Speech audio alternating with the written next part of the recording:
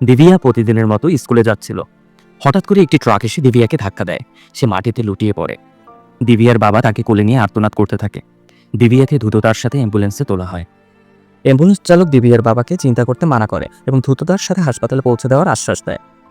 অ্যাম্বুলেন্সটি একটি সরকারি হাসপাতালের সামনে দিয়ে যাচ্ছিল। দিবিয়ার বাবা অ্যাম্বুলেন্সটি থামানোর জন্য বলেন।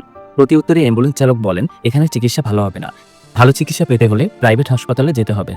বাস্তবে অ্যাম্বুলেন্স চালক কমিশনের লোভে তাদেরকে প্রাইভেট হাসপাতালে নিয়ে যায়। কমিশন নির্ধারণ করার জন্য তিনি হাসপাতালের কর্তৃপক্ষের সাথে ফোনে আলাপ করেন।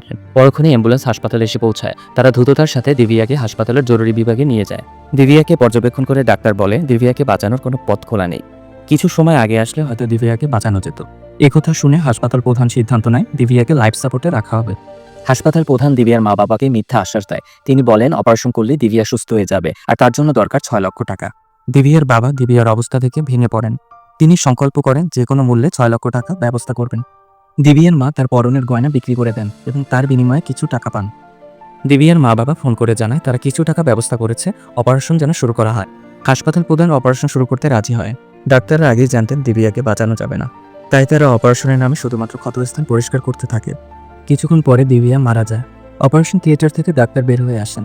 দিবিয়ার মা বাবাকে জানানো হয় দিবিয়া আর বেঁচে নেই। একথা শুনে দিবিয়ার মা বাবা কান্নায় ভেঙে পড়েন। হাসপাতাল প্রধান এসে জানান বাকি টাকা পরিশোধ করা না পর্যন্ত দিবিয়ার লাশ দেওয়া হবে না। দিবিয়ার মা বলে তার আর কোনো টাকা দেওয়ার সামর্থ্য নেই। দিবিয়ার লাশটি দেওয়ার জন্য অনুরোধ জানায়। হাসপাতাল প্রধান জানায় টাকা না দিলে লাশ পাওয়া যাবে না। দিবিয়ার মা বলে আমি সবটুকু হারিয়েছি, মেয়ের লাশটুকুও দেখতে পাবো না, এর বিচার তোমাদের একদিন হবেই। কিছু বুঝে ওঠার আগেই দিবিয়ার মা হাসপাতাল থেকে লাফ দিয়ে আত্মহত্যা করেন।